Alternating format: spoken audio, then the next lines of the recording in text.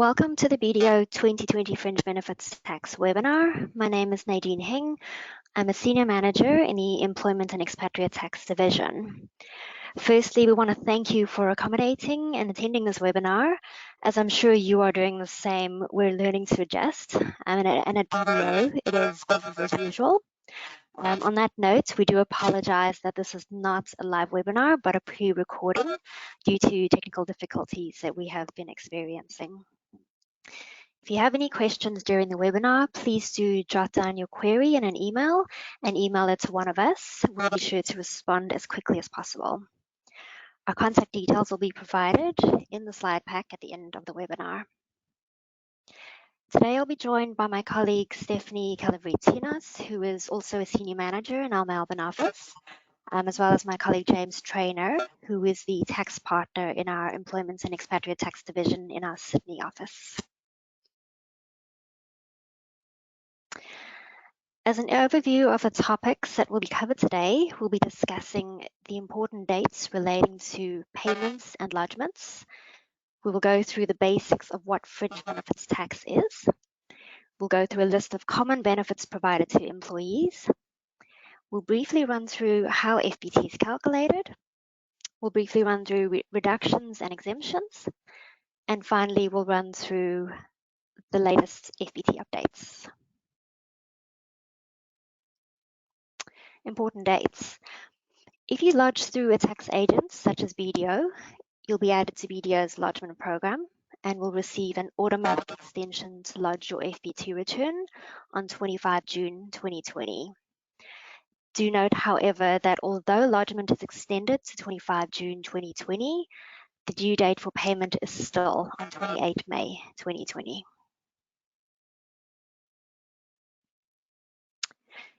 If you do not lodge through a tax agent via a paper lodgement, your lodgement and payment due dates are 21 May 2020. Should you wish to be added to the tax agent lodgement program in order to receive the extended deadline, you must do so before 21 May 2020 in order to qualify.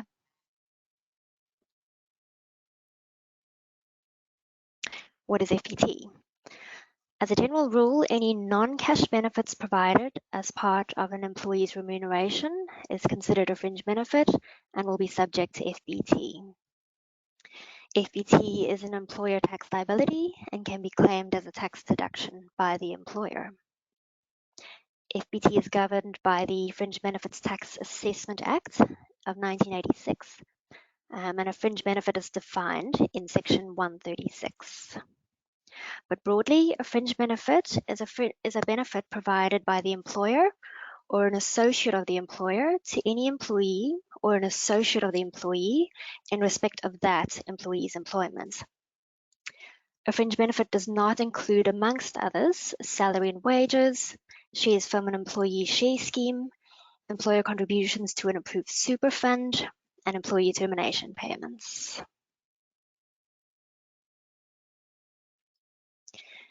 The FBT year runs from 1 April to 31 March each year. FBT is calculated at a rate of 47% on the grossed up value of the taxable benefit. Per the table below, Type 1 benefits are grossed up at a rate of 2.0802, whilst Type 2 benefits are grossed up at a rate of 1.8868. If the taxable value of certain fringe benefits exceeds $2,000 in an FBT year, you as the employer must record the grossed up value of those benefits on a payment summary or through single touch payroll by the due date. For reportable fringe benefit purposes, the taxable benefit must be grossed up using the Type 2 gross up rate.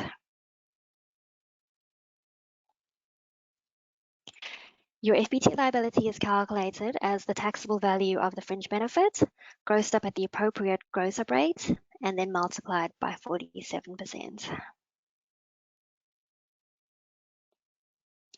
Working out if you have an FBT liability. In working out if you have an FBT liability, first determine if you are actually providing a fringe benefit in terms of the definition of a fringe benefit. If you're not providing a fringe benefit, no FBT liability arises. If you are providing a fringe benefit, determine what type of benefit you're providing, i.e., is it a car fringe benefit? Is it entertainment? Is it an expense payment fringe benefit, etc.? Then determine the taxable value of the fringe benefit.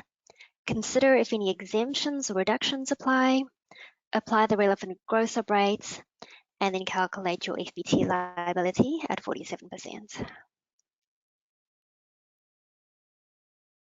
Record keeping.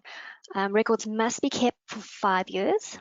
Some examples of records that must be kept include employee declarations, logbooks, odometer records, invoices, and receipts. I will now hand you over to Stephanie, who will take you through common fringe benefits provided.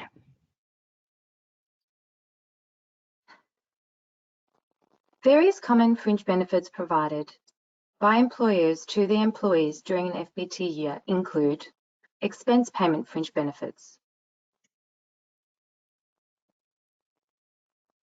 An expense payment fringe benefit can occur when an employer reimburses an employee for expenses they have incurred, or where the employer pays a third party in satisfaction of expenses incurred by the employee.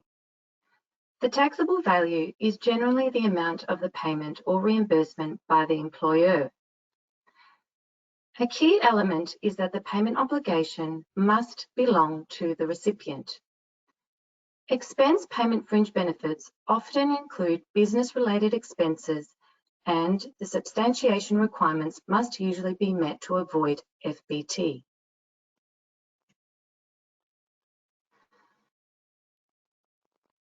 The taxable value of an expense payment fringe benefit is the amount that the employer reimburses the employee or pays on behalf of the employee, minus any employee contributions.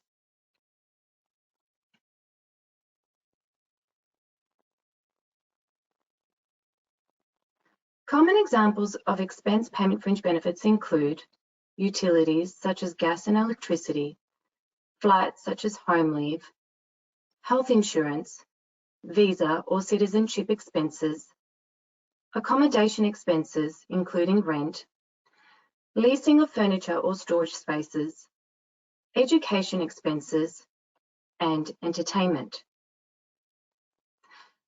The taxable value of an expense payment fringe benefit, for example, in relation to full-time education of a child who is less than 25 years old of an overseas employee, can be reduced either in part or in full. An overseas employee can be either an outbound employee or an inbound employee that is required to live outside their home country in order to perform their work duties. The reduction in taxable value will depend on the circumstances of each case, including the overseas posting period and type of educational institution. What is the difference between a reimbursement and an allowance? A reimbursement is an amount compensated exactly for the expense incurred, and there is a requirement to substantiate the expense. An allowance is an amount paid irrespective of the amount actually spent by the employee. There is generally no requirement to substantiate the expense, and in most cases it is subject to PAYG withholding and falls outside the FBT regime.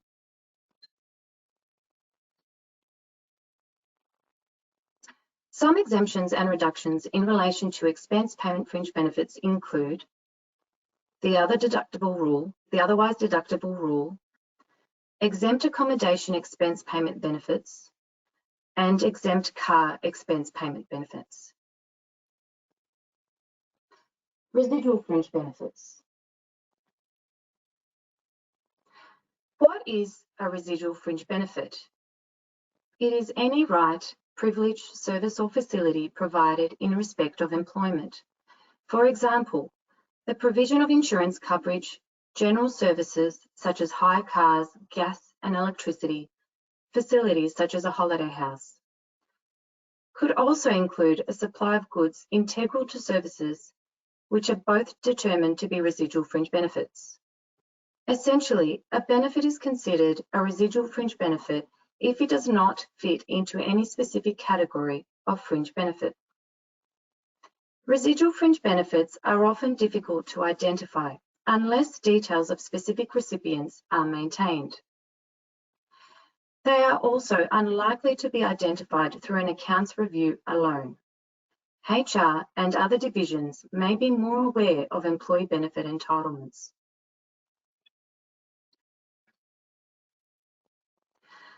For valuation purposes, there are two types of residual fringe benefits: in-house residual fringe benefits and external residual fringe benefits.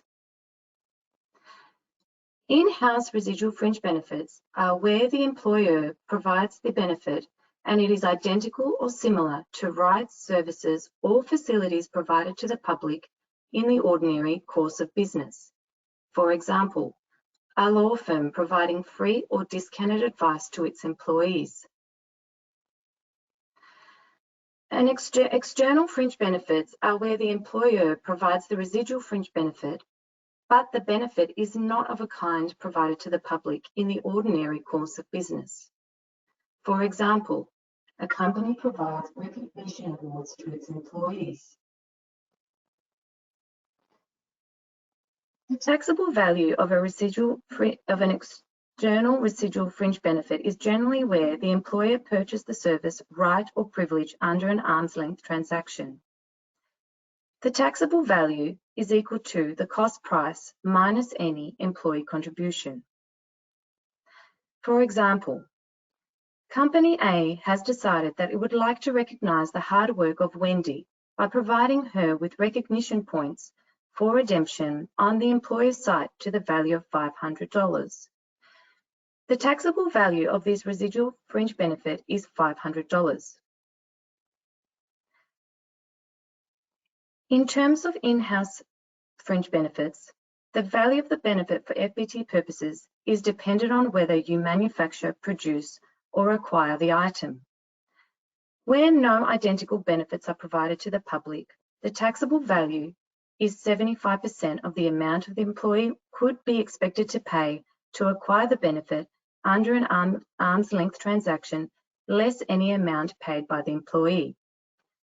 The taxable value of an in-house residual fringe benefit provided under a salary packaging arrangement is its notional value at the comparison time, reduced by any recipient's contribution. We will now move on to car fringe benefits.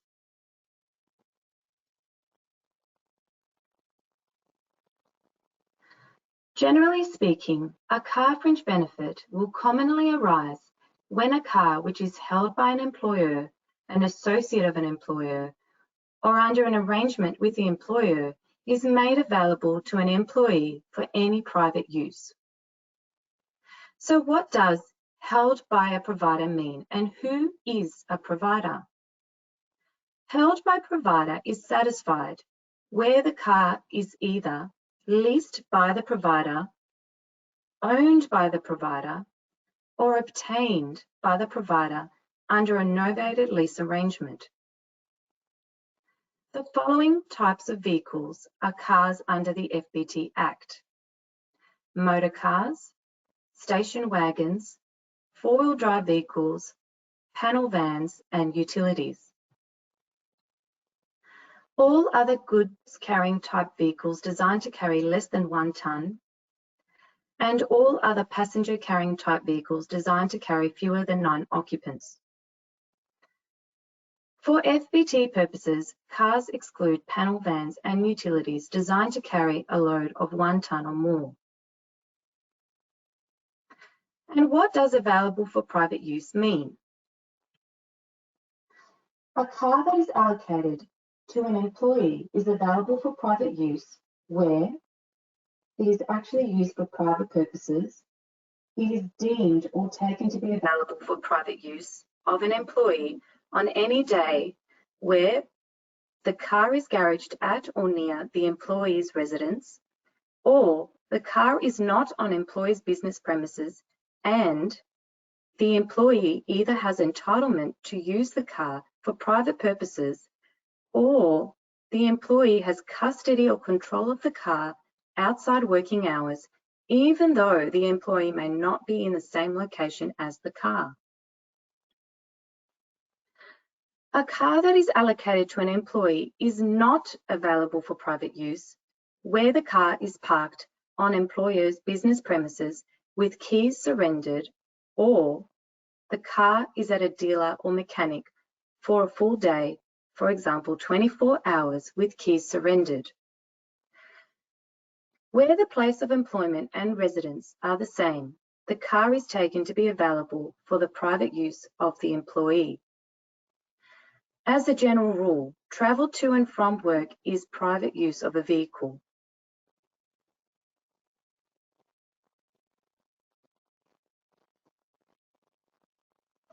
Employers may choose one of the following two methods to value car fringe benefits. Under the statutory formula method, taxable value is based on a percentage of the car's base value, and the actual operating cost method, which is the taxable value, is based on the percentage of the total operating cost of the car during the FBT year. Employers can choose whichever method yields the lowest taxable value on a per car fringe benefit basis. Therefore, employers may have 6 cars valued using the statutory formula method and 4 cars valued using the operating cost method. The statutory formula method is the default method unless the employer elects to use the operating cost method. Employers are not required to notify the ATO of the method chosen. However, employers are required to maintain sufficient business records and evidence of which method was selected.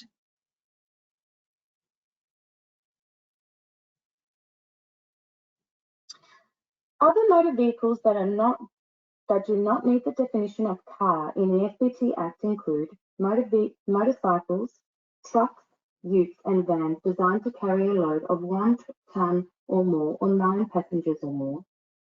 Where you provide a benefit that is not a car fringe benefit, a residual benefit will arise where that vehicle is available for private use. The valuation methods available are either the cents per kilometre method or the operating cost method. It is recommended that a record is kept of private use kilometres, but you can use a soundly based estimate of the private kilometres, for example, by multiplying the number of journeys during the year by the distance between the employee's home and work. Car fringe benefits under a novated lease arrangements are where the employee enters into a lease with the lessor and also enters into an agreement with their employer to transfer all rights and obligations under the lease to the employer. The employer becomes the lessee and provides it to the employee for use. This type of arrangement is usually considered a car fringe benefit for FBT purposes. Generally, when the car fringe benefit is provided under a novated lease arrangement, the lease provider will calculate the taxable value of benefits provided during the year. If a company provides car fringe benefits via a novated lease arrangement, the lease providers generally would give the company a summary of the FBT calculations for benefits provided, applying the statutory formula method. BDO would normally review these calculations during an FBT review. Therefore, there is no need for a company to perform additional work in relation to car fringe benefits. Relocation expenses.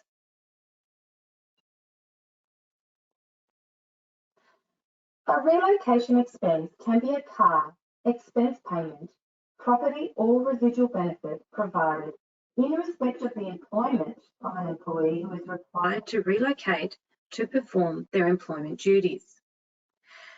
The FBTAA provides an exemption from FBT for benefits provided to employees and their family members in respect of relocation transport. This includes transport, accommodation, meals, and initial visa costs incurred for the purpose of an employee taking up residence in the locality of a new workplace. The benefits must, however, be provided in connection with the relocation. Any of the above-mentioned benefits that are provided either prior to or subsequent to the relocation will not qualify for the exemption. An example of when the relocation exemption applies is as follows. Company A advertised for a vacant position in the Sydney, Australia office, which is open to international applicants. The terms of employment state that Company A will cover the relocation expenses, if any, incurred by the successful applicant. Josh is the successful applicant and accepts the job offer from Company A. John has a wife and 3 kids and currently lives in PNG. Upon relocation of John and his family, Company A incur expenses on flights, temporary accommodation, such as hotel for 4 weeks while a permanent living situation is organised, visas and incidental meals. In this situation, all of the above-mentioned benefits provided to John and his family by Company A are exempt from FBT under the relocation transport exemption.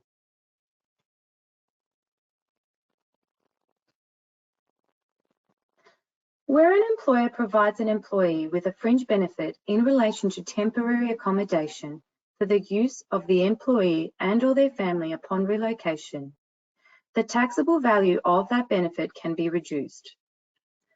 Generally, where an employee enters into a contract to occupy a long-term unit of accommodation within 4 months after the relocation day, the taxable value of that benefit can be reduced either in part or to nil.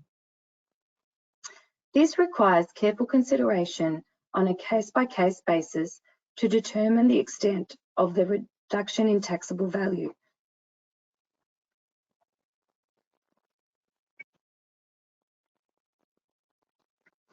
All relocation exemptions apply to both international and interstate relocations. Other relocation benefits that are specifically exempt under the FBTAA include transport of household goods, employment interviews, removal and storage of household effects, benefits incidental to the sale and/or acquisition of a dwelling, connection and/or reconnection of certain utilities, for instance, telephone, gas, or electricity. Other benefits received by an employee upon relocation, such as health insurance, are not exempt under the relocation exemptions. Living away from home allowances, also known as LAFHA. A LAFHA is an allowance paid by an employer in respect of the employment of that employee due to the employee being required to live away from home in order to perform his or her duties of employment. It is an allowance paid by an employer to an employee to compensate for additional expenses incurred while living away from home and disadvantages, if any, suffered due to the requirements of their role. Typically, allowances that are considered a LAFHA include accommodation as well as food and/or drink. The ATO generally accepts that an amount is a LAFHA when the requirement to work away from the employee's usual residence is for a short duration and temporary in nature. A LAFHA is generally the only allowance that is considered to be a fringe benefit. All other allowances are considered to be salary and wages of an employee.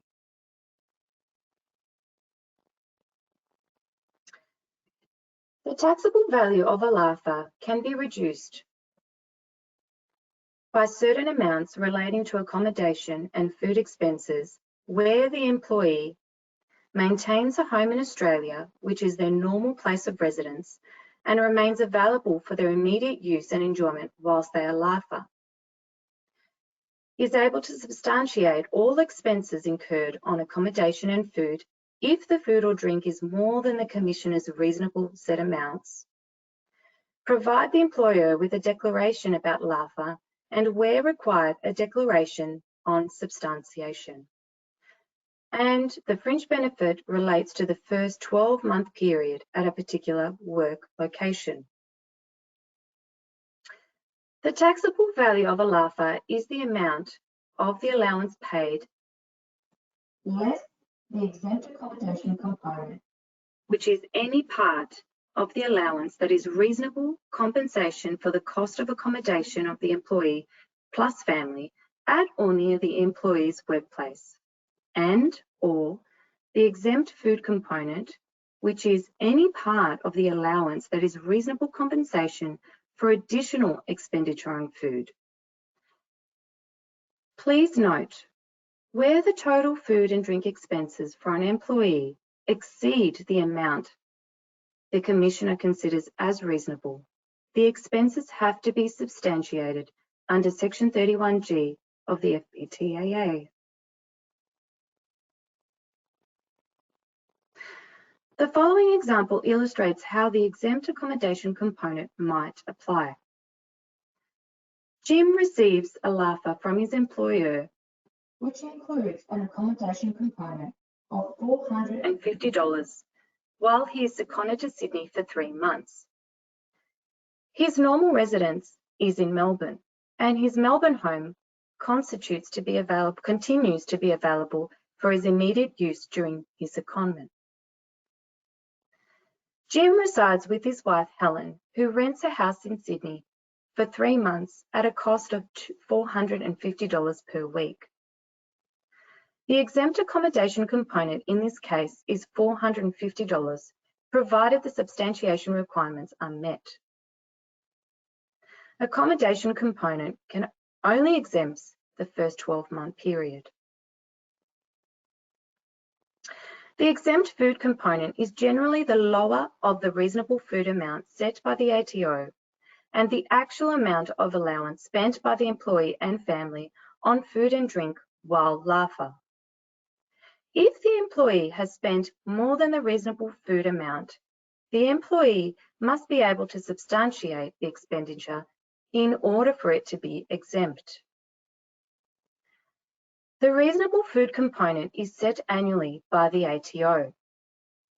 For one adult, the rate is currently $269 per week for the FBT year ending 31 March 2020.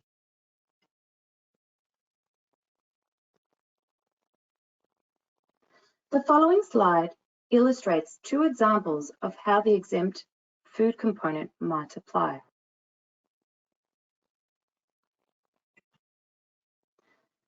Entertainment. So what is the provision of entertainment? The provision of entertainment means providing entertainment by way of food, drink, or recreation, accommodation or travel in connection with or to facilitate the provision of such entertainment. Please note, recreation includes amusement, sport, and similar leisure time pursuits, and includes recreation and amusement in vehicles, vessels, or aircraft. For example, joy flights, sightseeing tours, and harbour cruises. Some examples of the provision of entertainment might include business lunches and drinks, cocktail parties and staff social functions, providing entertainment to employees and clients by providing access to sporting or theatrical events, sightseeing tours, holidays, etc. Accommodation and travel when it is provided in connection with or to facilitate activities such as entertaining clients and employees over a weekend at a tourist resort or providing them with a holiday. Please note, it does not include meals on overnight business travel, light refreshments on employer premises.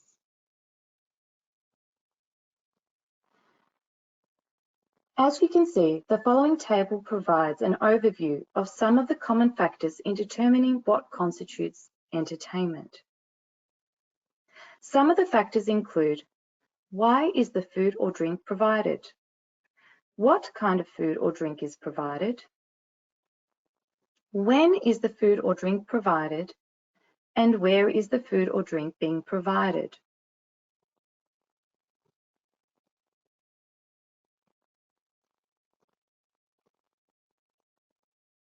The taxable value of food or drink and the associated accommodation and travel is calculated using the respective valuation rules according to whether the benefit is an expense payment, property, or residual fringe benefit.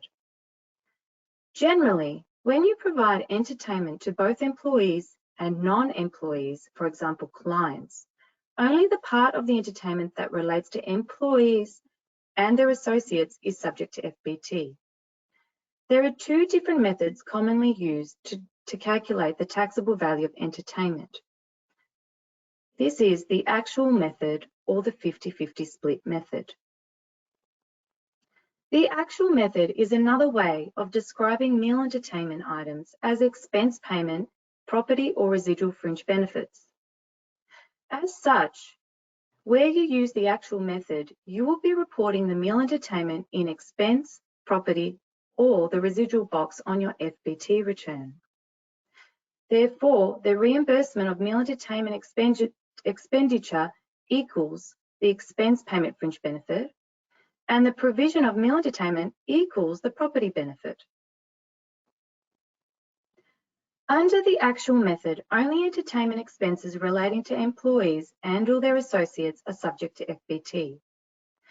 Entertainment expenses relating to non-employees and their associates are not subject to FBT. A record of attendees must be maintained for each event throughout the year, indicating the number of employees, associates, and non-employees. The apportionment of costs are on a per-head basis, and all exemptions and concessions that are available to expense payment and/or property benefits, such as the minor benefits exemption, can apply to individual meal entertainment items. Under the 50-50 split method, all food or drink and any associated travel or accommodation that have the character of entertainment, which are provided to employees and/or associates and non-employees, is classified as meal entertainment. In other words, an employer's total meal entertainment spend is irrespective of who it is provided to. Sustenance is not included in the calculation. The taxable value is 50% of the total meal entertainment expenditure. Exemptions do not apply under this method. For example, the property provided and consumed on business premises exemption and the minor benefits exemption. It does not include recreational entertainment except to the extent there is food or drink component, and does not include property benefits, for example, gifts.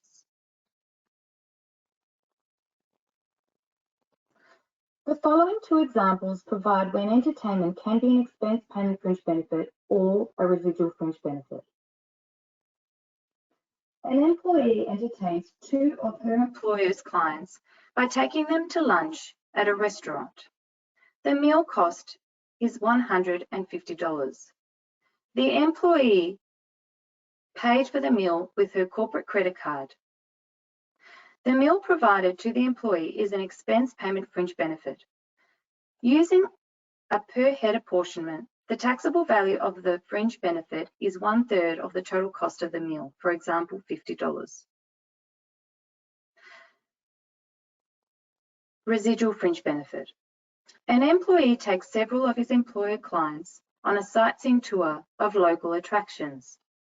The employer pays the total cost of the trip directly to the tour agent. Providing the trip to the employee is a residual fringe benefit. The taxable value of the fringe benefit is the cost of one ticket for the trip.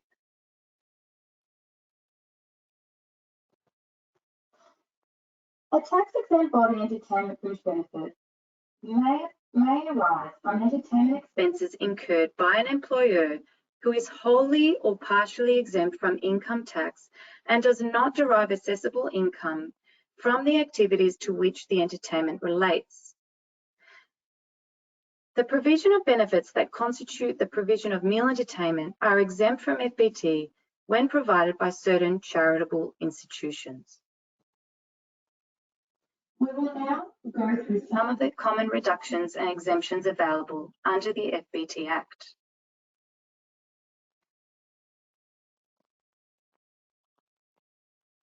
An exemption is provided for long service awards up to a certain specified limit.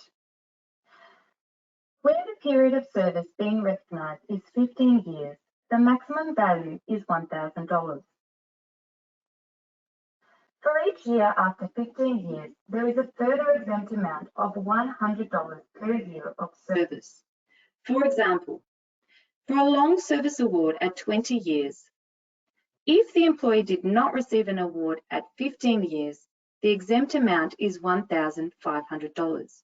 In other words, $1,000 plus $100 times 5 years. If the employee received a $1,000 award at 15 years of service, the exempt amount is $500. In other words, $100 times 5 years. The minor and infrequent exemption, Section 58P. Under Section 58P, a benefit is exempt if it is provided in respect of employment. The value of the benefit is less than $300 GST inclusive value, and it will be unreasonable to treat it as a fringe benefit.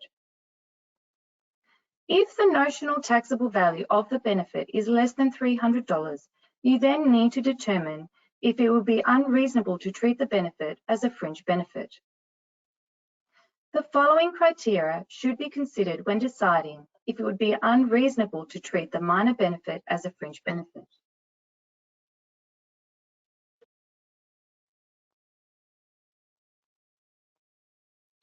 Some examples of the minor benefits exemption include welcome gifts provided to a new employee that is less than $50, for example, a food hamper. Meals provided on an ad hoc basis to an employee 3 times in the year, where on each occasion the value is $75. Tolls provided to an employee through an e-tag facility 20 times during the year, where each benefit has a value of $7.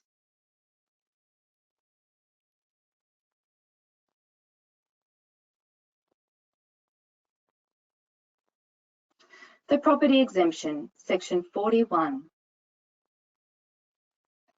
A property benefit is exempt from FBT if it is provided to a current employee on a working day, if it is consumed by the employee on that working day, and the benefit was provided and consumed on the employer's business premises. For example, Company A provides drinks and snacks on a Friday afternoon for the enjoyment of employees. As the property is consumed on business premises on a working day, the benefit is exempt from FBT.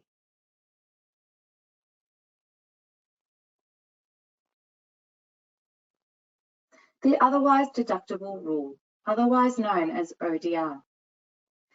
The otherwise deductible rule permits the gross taxable value of expense payments, property and residual fringe benefits to be reduced by the amount of the income tax deduction to which the employee would have otherwise been entitled to. An amount is otherwise deductible if, where the employee has incurred the expenditure themselves, the expenditure would have been allowable as a once-off deduction to the employee in their individual tax return. The ODR rule does not apply to benefits provided in respect of non-employees, for example, the spouse of an employee. To take advantage of the ODR rule to reduce the taxable value of a benefit, employers must retain documentary evidence, for example, a signed declaration by the employee. Eligible work-related items, Section 58X of the FBT Act. Provided to an employee by an employer in respect of employment, eligible items include a portable electronic device, an item of computer software, an item of protective clothing, a briefcase, a tool of trade. it must be primarily for use in the employee's employment activities. For example, not for private use.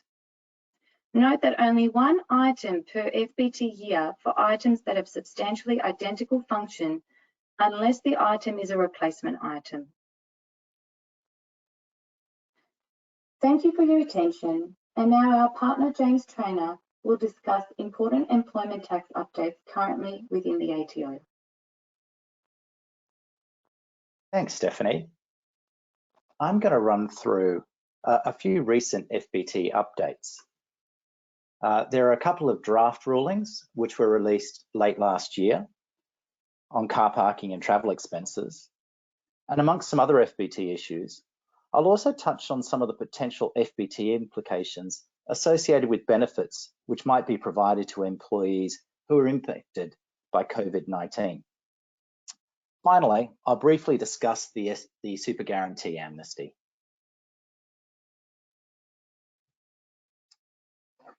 Transport expenses. The ATO in late 2019 released Taxation Ruling 2019 D7. Now, this ruling deals with the income tax issues for an employee and when they're entitled to a tax deduction for transport expenses. Now, this concepts contained in this ruling had previously been released in 2017 in a draft ruling that covered all travel expenses. The ATO has now split this in two. The draft ruling released last year to cover transport expenses, and there'll be a separate draft ruling expected later in 2020 dealing with accommodation, meal, and incidental expenses. Now, the availability of an income tax deduction does have an impact for FBT, and the impact is whether the otherwise deductible rule, which applies in the FBT rules, can reduce the taxable value to nil where those transport expenses are paid or reimbursed by the employer. So there's definitely a link between the income tax treatment and the FBT treatment. Now, between the two draft rulings, there have been some changes in the concepts, and there's also been some changes in the examples which were included in those rulings, which results in different outcomes, and we'll touch on those. So what is non-deductible transport? So as we all know, generally, home to work travel is going to be non-deductible. And this general principle does not change merely because the employee's home is very distant from work. So for example, where an employee lives in Sydney and works in Melbourne by choice, where public transport is not available. So for example, someone who starts work or ends work late at night, or where that employee is at home on call or on standby before starting work, or indeed if the employee works at different regular places of work. For example, if they work 2 days in a city store and then 3 days in a suburban store. So in these cases, all of that travel between home and work is still non-deductible. Now, what is deductible? The possible exceptions to the general principle are as follows. Where the travel is undertaken in the course of employment, and we'll cover in the next slide what that means. Where travel is from a transit point to a work location. And this is the John Holland case, where you have an employee who travels from home to, say, an airport, and then from that airport travels to a remote work site. And in that case, the travel from the airport to the remote work site can be deductible travel. Travel between two different work locations, travel from home to an alternative work location. And so that might be the case where someone would typically work in Melbourne and then travels to Sydney for a day to attend a business meeting there. And finally, where the employee is transporting bulky equipment. In all of these instances, there's the potential for that transport to be deductible. So what's traveling in the course of employment? This is one of the key concepts that comes out in the draft ruling and will be relevant for many employers who have employees who work at different locations. So the ATO has provided some guidance around the factors which support traveling in the course of employment.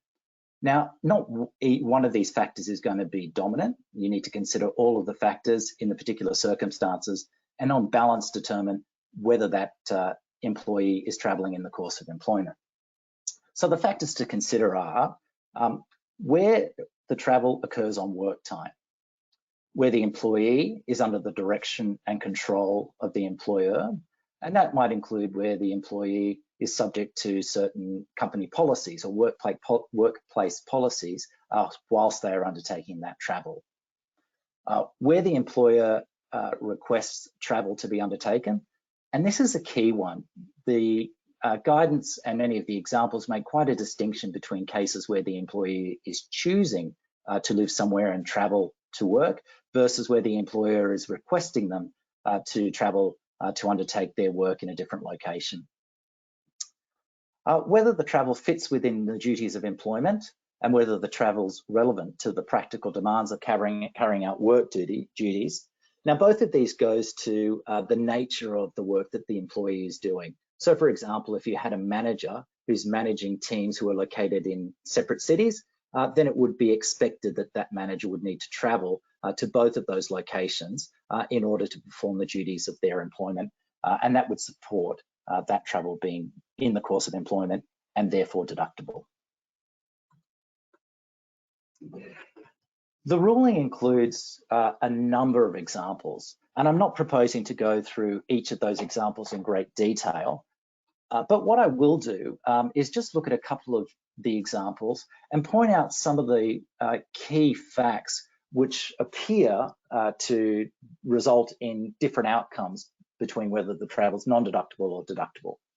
And the first one is whether the employee is traveling to a regular place of work or whether they're traveling to an alternative work location. And this is example 3 and 4 in the ruling. And some of the factors here are the frequency at which that travel is undertaken. So in one case, in example 3, it's every week for 3 months, whereas in example 4, it's a one-off training course in a different location. And so whilst they might exist at the extremes of the spectrum, it does show some of the factors at play in determining whether that transport is going to be deductible or non-deductible. The next one is where it is a distinction between the employer directing or requesting the employee to undertake the travel, or whether it's a choice of the employee. And the examples 7 and example 8 cover a couple of fact differences which result again in different outcomes. In example 7, it's more clear that the employer is the one that's directing the travel, notwithstanding that there is regular travel, 24 weeks in head office, 20 weeks in another office, and 8 weeks elsewhere on leave. So there's a reasonable amount of time spent between each location, that there is actually separate or alternative work locations, and the employer is requiring the employee to travel between those different locations, in which case making the transport deductible. That's distinguished with example 8, where the employer is requiring the employee to attend a particular workplace for 3 days a week, but it's open to the choice of the employee as to where they work the other 2 days. In that case, then, because it's employer choice, the travel is not deductible. The final example that I'll touch on, it relates to transit points, and this is example 9 in the draft ruling. And here the ATO distinguishes between travel that is at the employee's choice, and once the employee actually commences work, so once their roster starts and they start their duties from the transit point to their actual work location, being that latter part being deductible travel, and the first part where the employee might be traveling from their home to the airport being non-deductible. So whilst the employee might need to do a number of different things or to get to their work location, there might be a way that that's separated, with one part being deductible and one part being non-deductible. And I think the point here is that we'll expect some further guidance from the ATO. There is still some further submissions being made on this ruling, and so we look forward to seeing the final ruling with the ATO's position perhaps later this year, although I guess we're not sure as to when a lot of this guidance will come out in the current environment. Turning now to car parking, which is one of the bugbears of many employers, a really difficult benefit for the employer to track and value. So again, in 2019, the ATO released a draft ruling D5, and this is a rewrite of a ruling that's over 20 years old, TR 96/26, which has now been withdrawn. So the draft ruling provides an update on the ATO's view, which has existed for more than 20 years. This ruling is expected to apply from the 1st of April 2021. And the ATO has also updated the guidance in the employer's FPT guide because the draft ruling doesn't include all of the information that was in the earlier 96 ruling, and some of that information has been pulled into the employer's FPT guide. The key change to note from the draft ruling is that shopping centre and similar car parks can now be a commercial car parking facility and hence result in an FBT liability for employers who are in the vicinity of that commercial car parking facility. And so what we're talking about here are shopping centres which are located near some of the suburban business parks where previously there may not have been a charge for those shopping centres, or indeed if they did charge, the ATO took the view that that was not a commercial car parking facility. Now that can be a commercial car parking facility. So the example or the scenario that the ATO is referencing is a car park that allows all-day parking, but its fee structure discourages it with higher fees. In this instance, that car park can now be considered a commercial car parking station if it satisfies the requirements to be a commercial car parking facility. Of course, the challenge here is that how do you as an employer know if another company is running their car park to make a profit and hence is a commercial parking facility? These are challenges, real challenges for employers. And again, further submissions are being made on this ruling and potentially it may result in many more employers having to get valuations of their car parking facilities to determine whether there is a benefit being provided and what the taxable value of that benefit is. I'll now touch on a couple of benefits which may be provided by employers to employees who are impacted by COVID-19. Now, the FBT rules already provide a number of exemptions, and these might be applicable to things that you're thinking of doing for your employees. So firstly, taxi or Uber travel between home and work is exempt from FBT, as is taxi or Uber travel between work and another appropriate place for an employee who is sick, so potentially going to a doctor or a hospital. Employers can also provide one work-related item, such as a laptop or an iPad, which is primarily for the use of the employee in their employment. And so with many employees now working from home, employers might choose to be able to provide their employees with technology to allow them to do that, and that can be provided in an FBT exempt manner. Employers can also provide computer or other equipment to enable an employee to work from home, and this could be provided or reimbursed, provided the cost of that item is less than $300. Employers can also reimburse the business use of home telephone or internet services. And finally, an employer can provide compassionate travel where an employee is living away from home or traveling from business, and the sole purpose of that travel is to visit an employee or a close relative who is seriously ill. On the other side, certain things which you might choose to do for your employees can result in an FBT liability. Some of the things that we've seen is where an employer might reimburse the cost of a holiday which an employee has had to rebook where the original travel has been cancelled. This can result in an FBT liability. Similarly, if the employer is reimbursing an employee's medical costs, that results in an FBT liability. And finally, if an employer provides a loan to an employee at nil or discounted interest rate to enable them to cover some additional costs that might be unexpected. A couple of other quick updates on FBT. As mentioned in the slides above, the exemption for home to work travel now extends to ride-sharing vehicles such as Uber. This had not been the ATO's view, but the law has now changed to make this so. Listeners may also recall that there was a Productivity Commission report released late last year on remote area tax concessions, and that report recommended that many of those concessions be reduced or removed for employees who are located in remote areas. The government considered those recommendation, but has rejected all of them. So we won't see any changes coming to the FBT rules off the back of that Productivity Commission report. Finally, I'll touch on the super guarantee amnesty. After a false start, this legislation is now enacted, and the disclosure period starts from the 6th of March 2020 and runs through until the 7th of September 2020, during which period the employers can make a disclosure of a superannuation shortfall that arose during the amnesty period.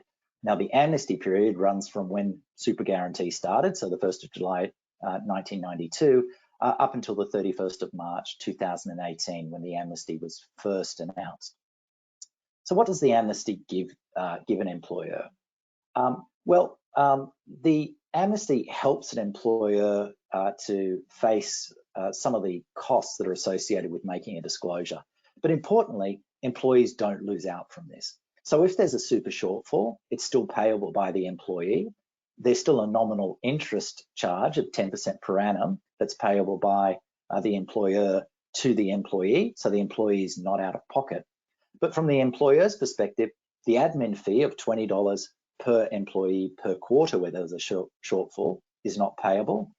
The super guarantee charge is deductible, and also penalties that could apply up to 200% of the super guarantee charge amount won't apply under the amnesty. So there's certainly a lot of benefits for an employer from complying with the amnesty.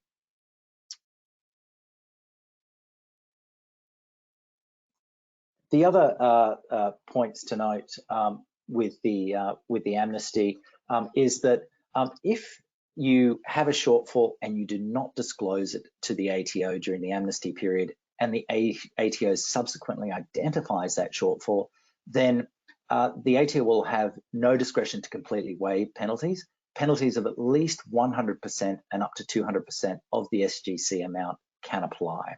So there's certainly an incentive, or certainly a stick, that the ATO can use to get employers to comply and look at the historic compliance to make sure that everything has been done correctly. So what do you need to do? So employers who may have already disclosed underpaid super guarantee charge amounts to the ATO between May and the 6th of March don't need to do anything to apply or lodge again. This will be taken up automatically by the ATO. However, if you haven't made the disclosure, then any disclosures from the 6th of March will need to be done through the application process for the amnesty, and details of that are available on the ATO's website. And finally, if you have paid the super guarantee charge between May and the 7th of September, then that will be tax deductible for you as the employer. So that concludes our webinar. Thank you all very much for joining, and I hope you did find it useful. If you have any questions arising from any of the things that we've gone through today, or indeed any other employment tax issues, then please don't hesitate to contact myself, Nadine, or Stephanie. At BDO, our offices, whilst we're operating remotely, we continue to be available to provide services to you. So please take care of yourselves, stay safe during these difficult times, and all the very best. Thank you.